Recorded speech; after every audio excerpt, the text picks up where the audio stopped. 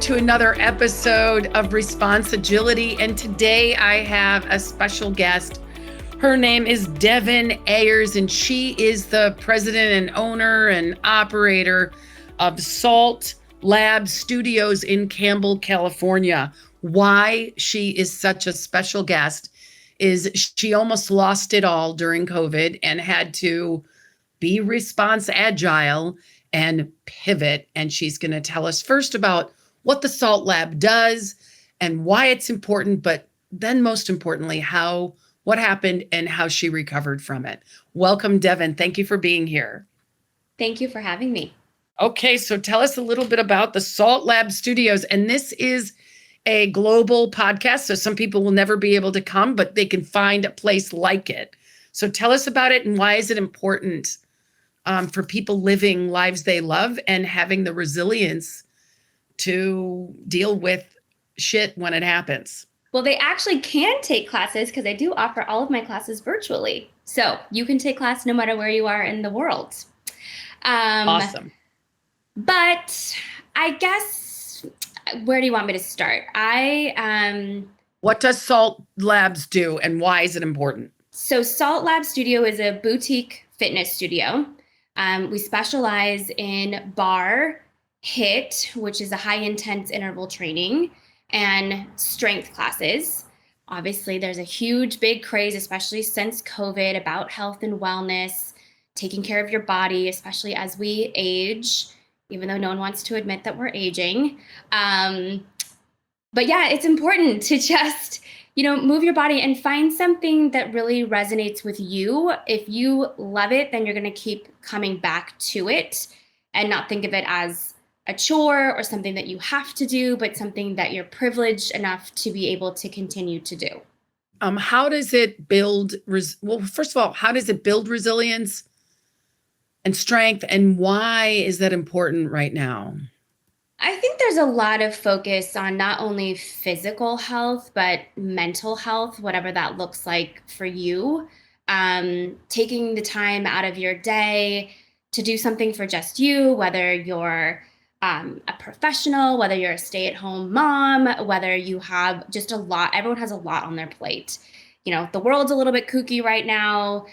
People's personal lives are a little bit kooky right now. And I think just taking that time out of your day to do something for you is super important. It doesn't always have to be the most amazing workout that you've ever done. You're not always going to be motivated to change your clothes, get in the car, drive to the studio and all of that. There's always going to be something in your way to prevent you from getting there. But I think it's so important to just have a little bit of time out of your day carved out for something that really is just for you.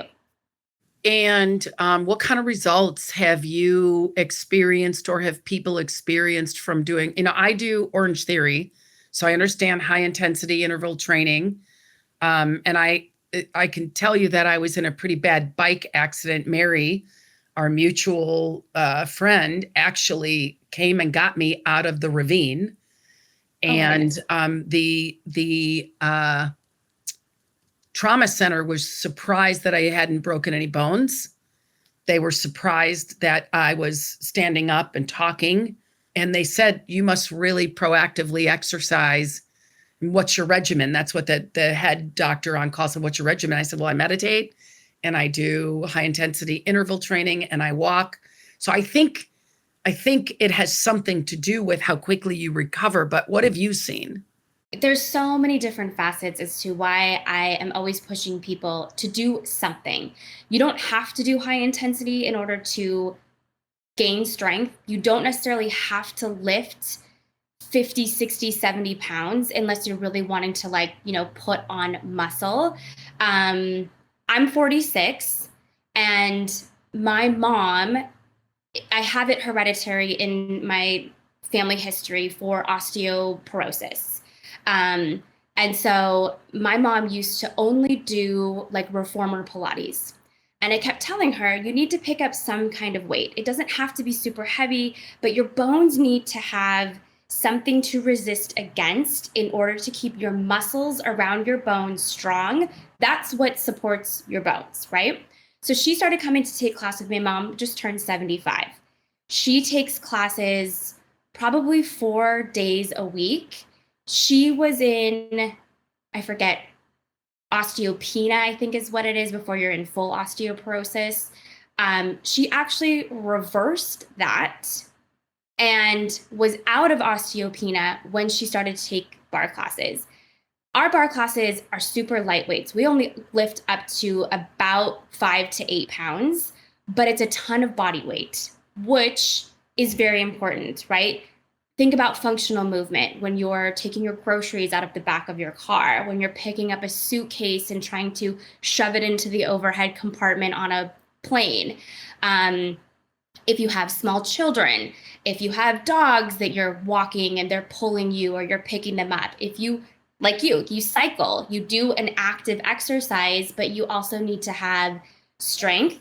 You need to have balance, which is a huge thing that happens for men and women as we age. Balance is one of the first things to go. So I've seen huge improvement in clients, not only in their strength, but in their balance. Flexibility is a huge thing too. I don't love to focus on weight loss because I think there can be a lot of, I don't know if trauma is the right word around it, but I think especially like for females, everyone's so concerned about the number on the scale. But the number on the scale doesn't always necessarily equal you being healthy or having strength. Because everyone's weight fluctuates, especially for women if they're in perimenopause or they're in menopause or past menopause, that hormone shift is significant. If you've just recently had children, if you're pregnant, and for men, it's not as a big of a dip, but over 50, things start to change. And so I don't always like to push the weight component because I think sometimes for a lot of people it's triggering. And of course, we all want to look like we did when we were 25 and 30, right? It's just not realistic anymore. So I really like to just focus on how is this improving your sleep? How is this improving your day-to-day activity? Are you able to still travel the way that you want to travel? Do you have grandkids that you love to play with and, things like that? Are you a cyclist? Do you like to, what are your hobbies outside of just working out? So I think really it's hard because everyone's goal is different. So people come to me with different things. Oh my gosh, I just went on a backpacking trip. I have a client who loves to do these long walks where you backpack and you pitch a tent and you sleep outside for a couple of days and you do this, super long walk. And I've been coming to class for X amount of months and I was able to do it and I had no issues. So I think tracking those personal goals for each individual client is what is really great. And even too, some people don't have like a physical goal. They're like, it just gets me up and out of the house. I love to come here. I love my little group of people that I always see constantly in the same classes. I love the community aspect of it. I try to do like an outdoor walk or we meet for coffee and just do things outside of the studio. So it's not just fitness related. Yeah. So you're building community, which I'm not hanging out with anyone at where I go, but they offer things. And I think people that play together, stay together. Like it's just like a marriage. And a community, I think community is so important right now. I know when I was recovering, and I'm still kind of recovering, all of the people in life, even the ones that live far, showed up. Some people in different ways than others, but they showed up for me and it was really nice. And I think building that community, one of the things that helps is going to the same studio and meeting like-minded people. So I want to say a couple things. My mother was injured by walking a dog. She was so injured that she had to have hip surgery and she became inactive for 2 years. And she wasn't doing weights, and she's 86 now. And she is now recovered from her hip surgery and the dog fall. And now she's in dance class and she's in 24-hour fitness doing weights and has a trainer.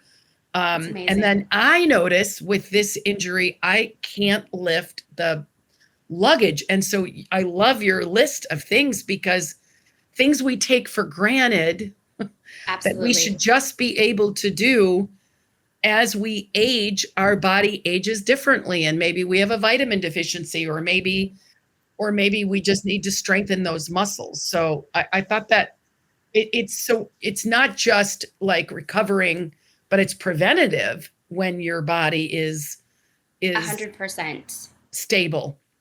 Yeah, my dad just had both of his knees replaced last year. And I was pushing him to, continue with his PT, come take classes. I said, your knees are great, but if the muscles around your knees, your thighs, your quads, your calves, even your butt, which sounds weird, I said, if that is atrophying, there's really no point in getting your knees done. Right. You have to strengthen everything around it. And he just turned 79, and both my parents are super active. And he takes classes, both my parents take classes. And it's important. They love to travel still. And I always tell them, you've got to be able to, I know. And the things, like you said, we take for granted, you take 4 bags of groceries out of the car, and you don't think about it. You're moving, and especially too, like women, we always put too much in the car, right? We've got a water bottle and a purse and a bag that has all of our computer stuff in it. And like the return that we meant to return to Target that, we're just going to throw in the car. And if you're like me, I'm just lazy. I don't want to open the back of my car. I'm just going to open the driver's side and just throw it into the passenger seat. Guilty as charged. Right. And then you reach over when you reach your destination and you're hucking these things up and over your body. Yeah. And you're like, oh my God, why does my back hurt? Well, I'm carrying 50 pounds on one shoulder because I've got, my water bottle in my other hand with my phone and my keys because, my purse is cute, but it doesn't fit all my stuff, So it's just one of those I'm always talking about. And the fitness industry is just, it's never ending. It's an abyss of information, right? Especially with the social media craze. You look at these fitness influencers online and, a lot of it's genetics. Like I'm never going to look like that tall, super ripped, blonde chick who's 5'11". I'm 5 feet tall. I'm never going to look like her. And so it's a really hard line to toe when you're trying to encourage people to come in because you feel like your product is superior to anyone else. But, you're getting these people that are like, well, I want to look like this person. And it's really hard for me to say, like, I would love you to look like that person, but it's not a realistic goal. What's realistic for you versus what you see online? And now that AI is like exploded, who knows if those people are even real? Mm-hmm. Mm-hmm. So we push a lot of functional movement to, like you said, preventative, maintain the things that you like to do in your life so that your longevity is where you want it to be. So, and I get the whole longevity thing. I think I used to be confused that longevity meant I want to live forever. But I like to look at it as like quality of life. If I am on this planet, I want to move, I want to hike, I want to bike, I want to use my body, but I also need to take care of my body. And I need to do things like stretching and balance and maybe things that aren't so exciting.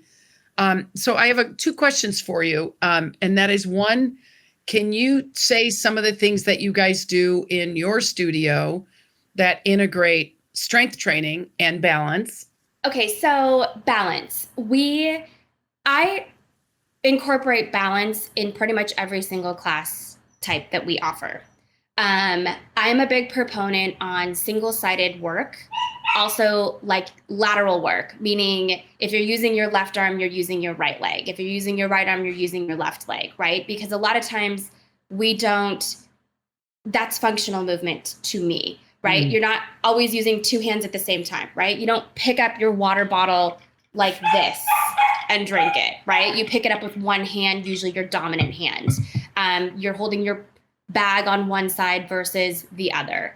So especially in barre, I would say barre is hands down probably the class that we use balance and stability the most. The strength comes from lifting your own body weight, which a lot of people cannot do, and it's actually more challenging than you think. Wow. You mean like So push-ups? Push-ups, planks, balancing on one leg and working a quadricep or a seat, like one side of your seat. I think you have to have a balance of things, right? I think weight training is amazing. I think anyone over the age of 40 should be doing some kind of weight training. But I also think that there needs to be some body weight work within that. Is that what they used to call Correct. isometrics or yoga? Yes. Right. Yeah. So there's all different types of yoga, right? There's more flowy yoga. There's more like relaxing yoga. I would say, I think barre sometimes gets a bad rap. They think it's more ballet focused. They think it's more dancey. It's not like that at all. It is higher reps, lower weight, a ton of core work, a ton. We do 2 full planks and then 4 sets of abdominals in our barre class. Wow. And those sets of abdominals. Come and take a class. I know you should. Yeah, you should come with Mary. It's a lot of body weight, like I said, but it is so effective. And we do a lot of those isometric movements, super small movements, holding, really kind of fatiguing that muscle without having to lift super heavy. Yeah. And I do have some people that are like, oh, I go to the gym, I lift, I can bench whatever, I do deadlifts for 100 pounds, but they couldn't hold a plank. So I think that there's definitely, a balance to it. We do stretching in our barre class as well. We stretch at the end of every single class that we offer.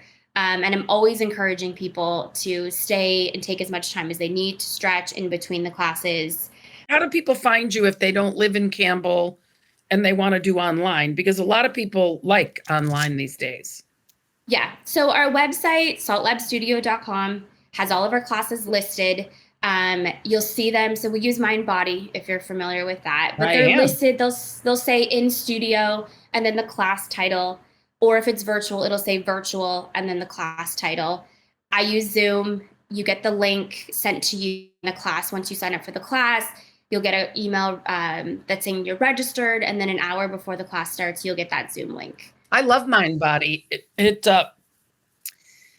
has revolutionized my fixed thinking about I have to always go to the same place in the same neighborhood because I travel a lot. So now I just go to Mind Body and say, who's in the hood? And I'll take yoga, I'll take Orange Theory, or I'll take like yin, especially with me trying to recover. So I want to transit. Oh, the other question was, do you do educational summits, like workshops? I know there's a lot of stuff online. That doesn't mean it's good. Do you have like information, like what is isometrics and like where people aren't moving their body, but they're being lectured to? Like, can they log on and learn more about functional exercise? I haven't really dived into the workshop component of it. I've done other different types of workshops that I don't lead. Like I've done 2 perimenopause workshops. I've done like a breath work workshop.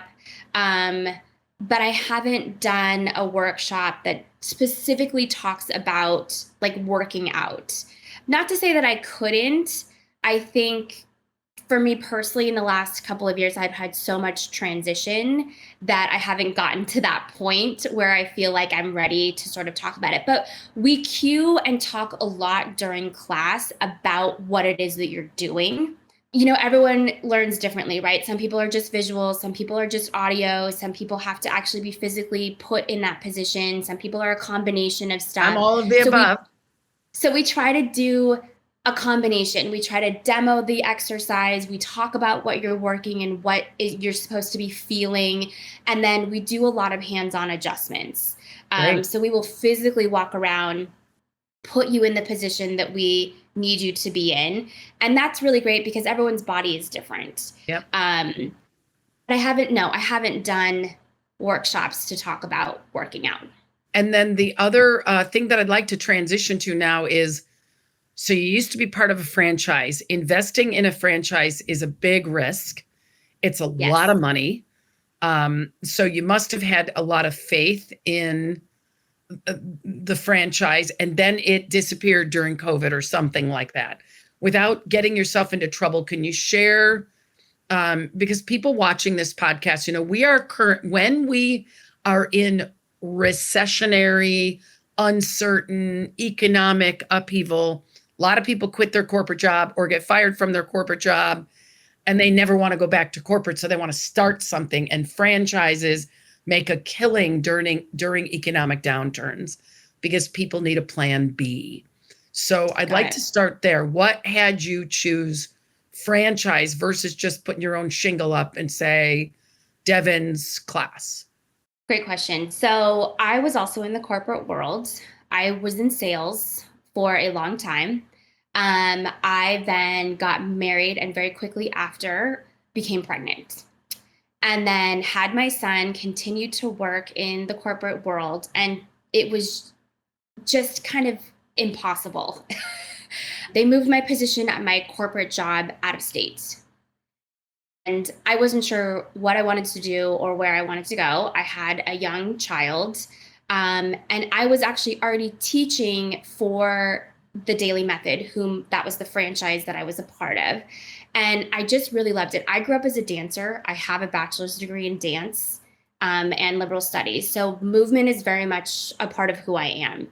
And at that time, the previous owner had a third baby, an accidental third baby, and she was kind of looking for an out. And so I said to her, "Are you thinking of selling the business?"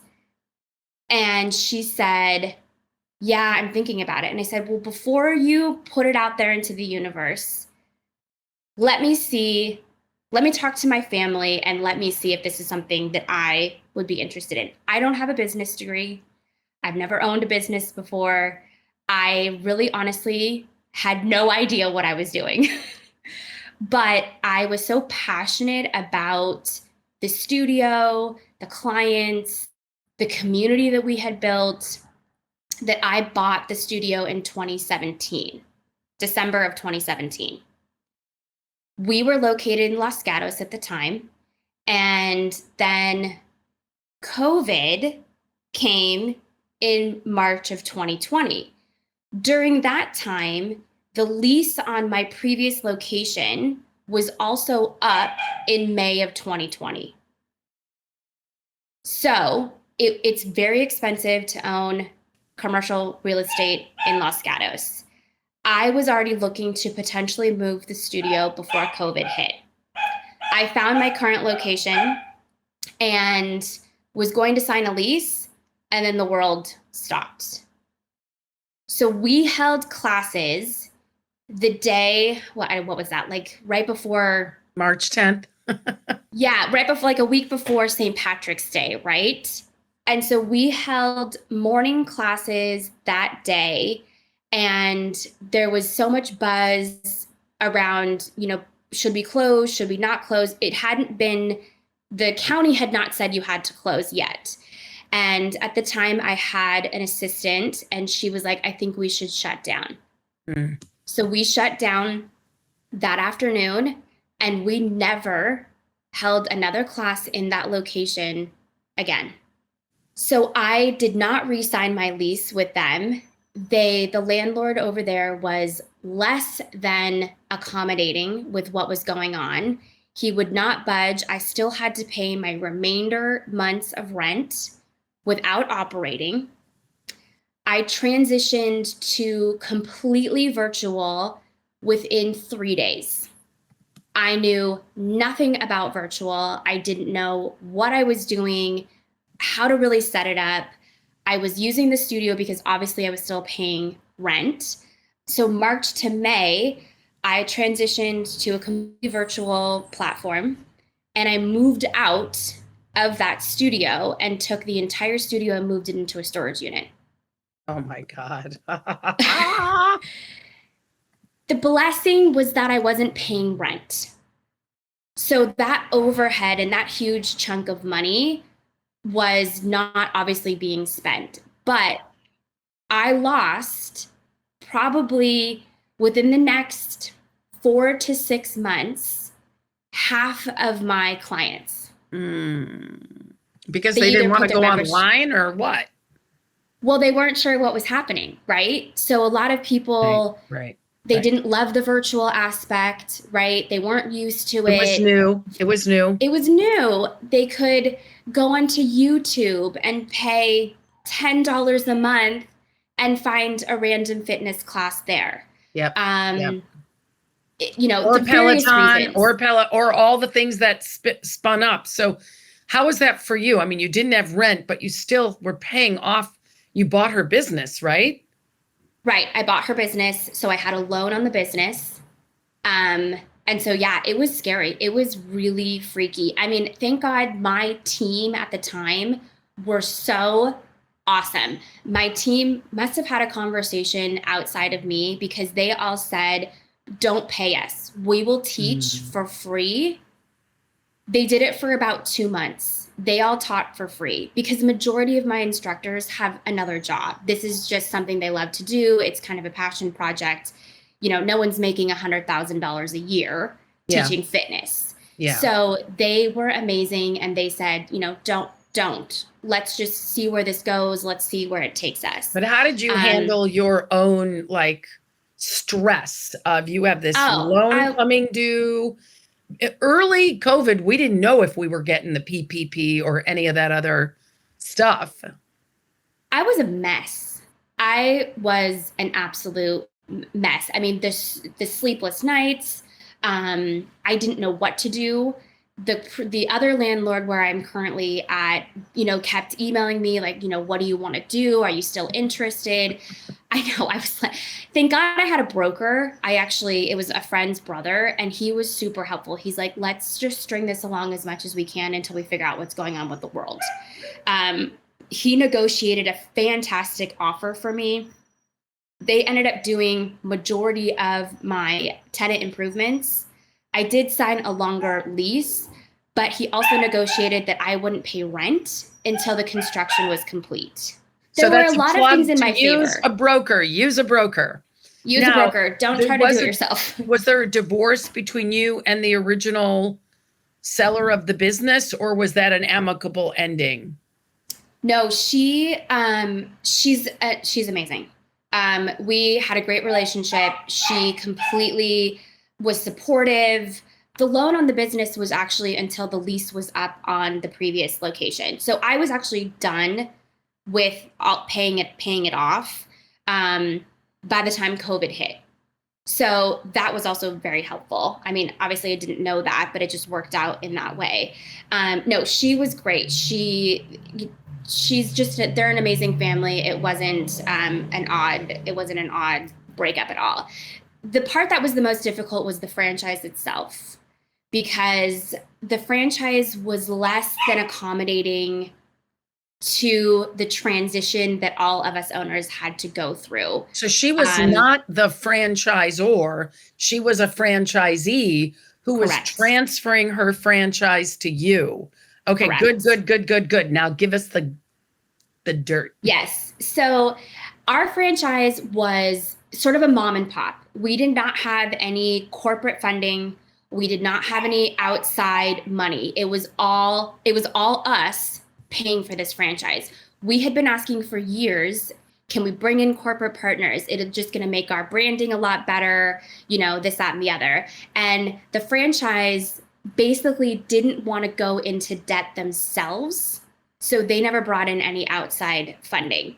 So the franchise did give us a break on our franchise fees, but like for only, I want to say maybe 6 months, if that. I'm not even sure it was that long. They also they just left a really bad taste in all of our mouths. They had an online platform that they had built, and they were using it, but not letting the franchisees use it for any type of monetary benefit. So they were blasting out our client list, hey, sign up for the online platform, and they got all the proceeds. Why would they cannibalize their own franchisees? That's what we all asked. So in the first year of COVID, the franchise lost 15 franchisees. Yeah, well, they're going to lose I know. everybody if they keep trying to pillage them. So there were a group of us that were just, I mean, every call that we had, every corporate call that we had, we were just like, this is just ridiculous. So we knew the writing on the wall was obvious to all of us, I think, except for them. We kept saying, why don't you just let us go? Let us out of our contracts. Let us figure out what we want to do. They were at that time also trying to move to a licensing program versus a franchise program because they thought it would be more beneficial.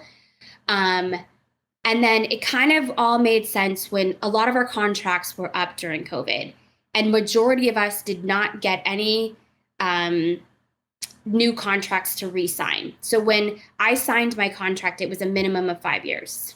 We sort of figured out the writing on the wall. Then they come to us in 2022, and they basically said, I mean, they were basically out of money.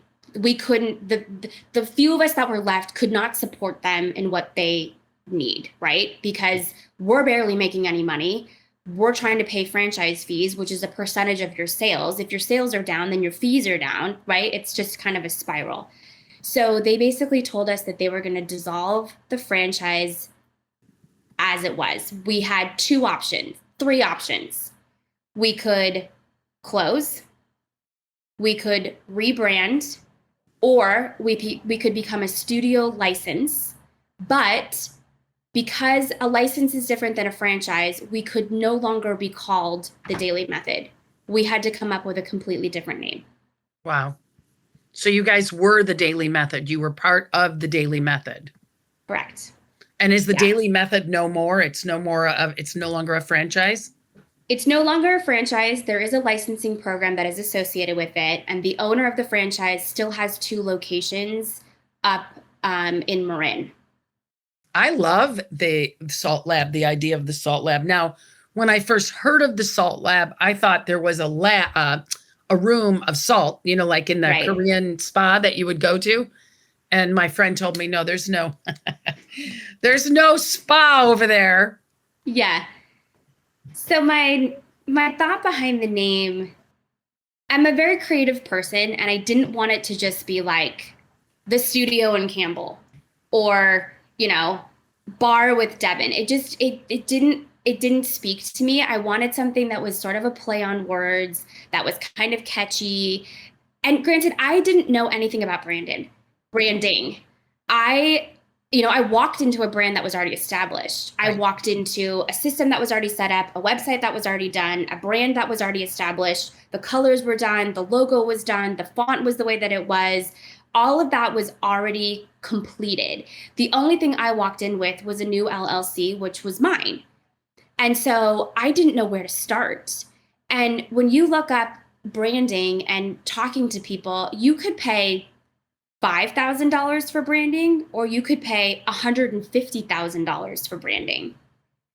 And so there was a bunch of us that kind of came together, and we shopped people around that would kind of help us with this, help us with a website. And that's not my strong suit. I can figure out technology, but I don't think I could put a website together.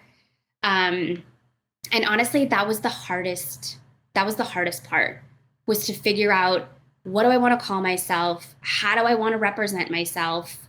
And then where to go from there. So I found a lady in Arizona who, it was cute. Her package was called the whole enchilada.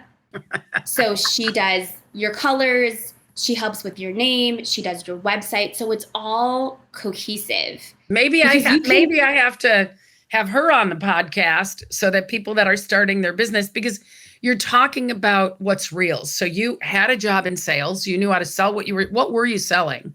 I worked for a software company. So you were selling like SaaS. Right. So you knew how to do that, and you know how to work out, and you know about functional exercise, but you didn't know, how do I start this business? So you join a franchise, which you think it's all going to be handled. And then overnight, you're no longer a franchise, and you gotta not only pivot, but you have to fix it. You have to get it done. And it sounds like, you might not realize it, or you do, but you're talking about your broker. You couldn't have done it without your broker. Now you're talking about the woman in Arizona, just for the hell of it. What's her name? The whole Her enchilada. name's Sarah. Yeah, Oh, her it's name is Sarah Sarah. at the whole enchilada. So these partners that you partnered with, who were good at the things you weren't good at, is what you're saying made a big difference for you, besides your own health and fitness absolutely. and your own ability to be resilient. Anything else about that? And then I have some personal questions to ask you before we ramp up about how you got yourself out of the tailspin personally. The other part that was really hard, they gave us less than a year to make the transition. So it was, for lack of a better phrase, shit or get off the pot. And we had to transition. We had to pivot super fast. I mean, I literally like turned the lights off one day as the Daily Method, and the next day we turned them on as SaltLab Studio. And then I have to explain it. I have to send out correspondence to my clients. Listen, our name is changing, but really nothing else is going to change. But a lot of people don't like change. And, so they panic. Well, what's going to be different? Or how is it going to be? Are you going to keep the same stuff? And, And in a way, it was scary, but also so freeing, because then I could do whatever I wanted. But also that opens up this abyss of, oh my God, I don't also want to be a jack of all trades, master of none. So that was also a scary concept, is I had nothing to fall back on. I didn't have references. I didn't have a master teacher trainer to send an email to and ask them a question here or there. So my group of previous owners, we all became our own version of a franchise. I still talk to them to this day. I'm in 2 different owner groups, and we ping ideas and pricing. What are you guys doing for Christmas? What are you guys doing for the holidays? What are you guys doing for Black Friday? So this collective, who manages the collective? It's just self-generative? It's just self-generated. It's just little things like, hey, I'm going to do a bingo challenge in the fall. Does anyone have a bingo card they could share with me? That's great. That's great. How many of you guys are in that? How many of you guys are part of this community? There's about 11 of us. Wow. Good for you. That's great. Yeah. That's great. And how often do you get together? We don't get together because we're all over the country, but we text probably once a week. Well, if I can give unsolicited advice, if you guys can do a quarterly half day, it'll keep you together. Regardless of, maybe you do breathing, maybe you bring in a speaker, but community, the more I do change management in companies, and when it's ad hoc, it over time it dissipates. But if you can have a reason to get together, that's very powerful. So do you have anything to share with our guests and friends as far as how you kept yourself in forward motion, how you didn't get caught up in the COVID swirl of pain and agony and feeling sorry for yourself and everything else? One of the mottos, I have a really good friend who owns a studio up in Burlingame, and we kept telling each other, we just have to keep pushing the boulder up the hill. We just have to keep pushing the boulder up the hill. I think too, the drive for me was that I didn't feel like I was done. I wasn't done with what I wanted to do with the studio. I wasn't done with how I wanted the business to go. I mean, I think COVID, it really, more than anything, was kind of a mind F, right? For so many different facets, right? I mean, you're not only dealing with your business, but your personal side, right? I mean, for me, my son was at home all the time, in school. Was he going back? Was he not? You had to wear a mask. I mean, Santa Clara County was ridiculous. Yeah, too, I know. I know. I had a lot of clients there. Their regulations. People were in a tailspin. People were in a tailspin. Well, and then the weekend I was going to reopen was the weekend that they closed down for the second time. So I had everything ready. I had the stickers on the floor. I had the plexiglass in front of the computer at the front desk. I had markers on the floor. I had little individual cleaning kits, and then it's you're ready to go. The email went out. The social media went out. We're opening. This is it. Here's our schedule, da-da-da. And then literally in 24 hours, just kidding, we can't open. So it was a lot of roller coasters that I just was and then I kept saying to myself, if I can get through this and we can come out on the other side, like, what's to stop us? Like, why can't we just keep going forward? You know? And I don't know, honestly, what kept me going. I think it was my community would constantly be like, well, I don't know what we would do without you. You know, even though we're taking online, we can't wait to be back in the studio. I think the group of people, the core group of people that stuck with me were so encouraging for me to reopen.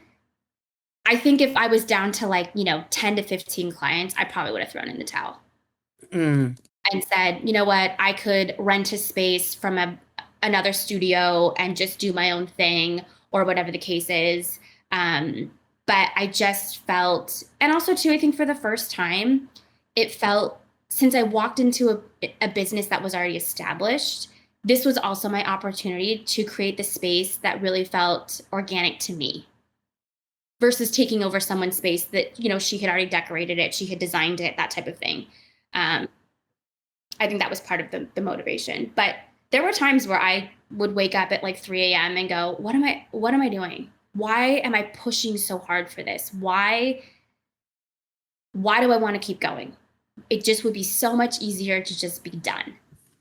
Yeah. So did you have a coach? Did you have a therapist? Was it your husband? Was it your best friend? Was it your mom and dad? Or did you just pick up yourself by your own bootstrings and handle it? It was a combination of all of that. My husband is super supportive. He also works in sales. He's in the wine industry. So, he gave me the out. He's like, listen, if you're done, we can be done. If you want to keep going, I'll support you with that too. My parents are huge supporters, huge. I do have a good group of friends that also, my teachers also were like, we really want to do this. We'll stick with you. A lot of my teachers stayed. And I think that community, and, you talk to different people for different things, right? My dad was the one that was like rented the U-Haul and like helped me move out, and then rented the U-Haul and helped me move in. And, he's hanging pictures, and my husband's hanging signs and, things like that. And so it's definitely more of like a family business, kind of more true mom and pop, if you will. But I think that's what kept me. I don't have a therapist, but I think, my friends are my therapist. Yeah. Right. And friends are therapists. And my husband is a huge supporter in all of that. And he was like, he is much more, I can be a little bit more emotional about it. I think females in general are just a little bit more, but he's a little bit more, black and white. Like, you can look at it this way or you can look at it this way. And he gave you an out. Here's what I love about him. He gave you an out. And sometimes, a lot of people say, burn the boats, have there be no out. But sometimes when there's an out, so I am supposed to climb Mont Blanc, circumnavigate 12 days, and that happens in 1 week from Friday. Or no, wow. 1 week from, 2 weeks from Tuesday. And I'm going to Italy this week to kind of acclimate to the time and do a meditation retreat. But I'm a little nervous about doing all that work. And so Mary, our mutual friend and colleague, said to me, I'll call. I'm in the industry. I started with the CEO of Mount Soback. I'm going to call and see if I can negotiate. And what they said to her is, listen, we have a sag wagon, people to deliver the luggage. If Mashi doesn't want to hike one day, she can just go to the town and eat and drink and shop. And to me, that would be like a fate worse than staying home. So I'm going to do what I can in the week that I'm getting ready, or the 10 days that I'm getting ready to climb. But I have an out, and that out made my close friends and my family feel very comfortable. Like, okay, if she doesn't want to go, she's not going to be stuck in the middle of a foreign country on a mountain crying because she can't get down. If I don't feel up to it, I just don't go that day, or I don't hike at all. But I love the fact that he gave you an out. So saltlab.com, is that it?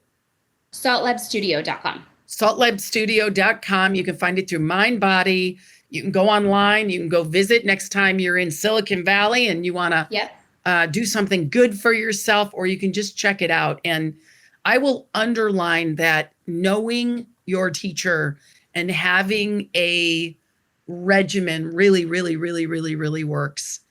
And any parting words of wisdom for people about being response agile as it has to do with functional wellness, body wellness? The worst thing that you can probably do to yourself is put yourself in a pigeonhole. Mm. And I think you have to just adapt with where your life is at the moment, where your body is at the moment. And it's a really hard concept to try to accept that, because I think we're always striving to be where we once were, right? If life has thrown you a curveball or something like that. And I think to set realistic goals for yourself. I think that's the hard part about fitness, is that people always want these crazy, crazy goals. And I'm not saying you shouldn't eventually have them, but I think it's between where you are now and that particular goal may seem too far.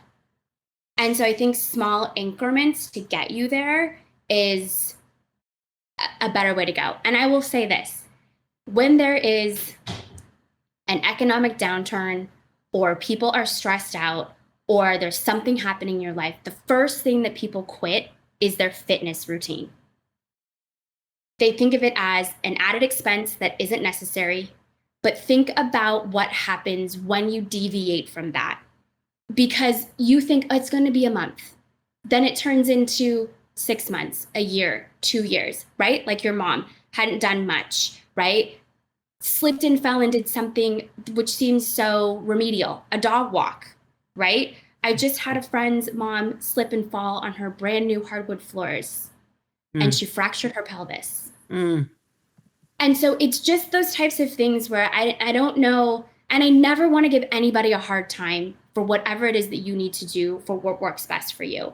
But just step back and think about, is there something, if you're in a fitness routine and you're doing it consistently, is there something else that you could eliminate so that you can stay on that path? Because it is so easy to get off of it, and it is 1,000 times harder to get back on.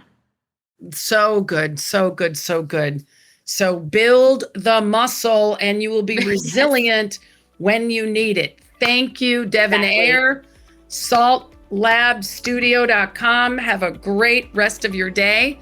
And if anybody wants to look her up, all of her notes, all of her contact information will be in the notes of this podcast. Thank you again.